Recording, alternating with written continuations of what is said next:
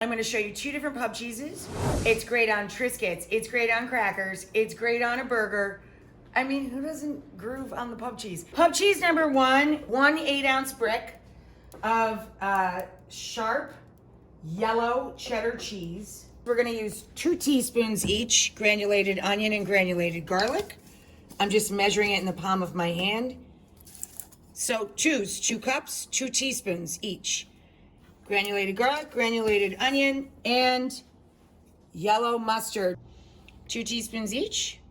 Boop. Can you use regular mustard instead? Sure you can. You can use prepared mustard, no problem.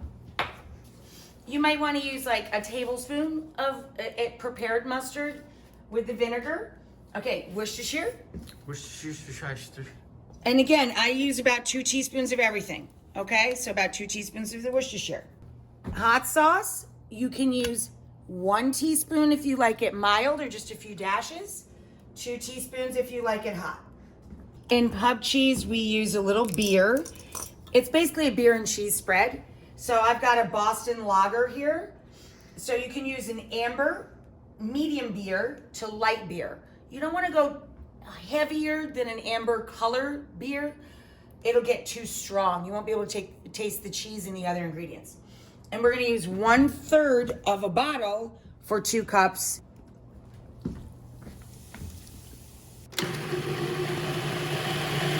Process until smooth. So here's our yellow pub cheese. I rinsed out the food processor bowl and put it back. Now I'm going to show you a white cheddar version. So we're starting with 2 cups or about 8 ounces of white sharp cheddar here in the food processor. We're going to make a horseradish pub cheese with about, again, 2 teaspoons each of everybody.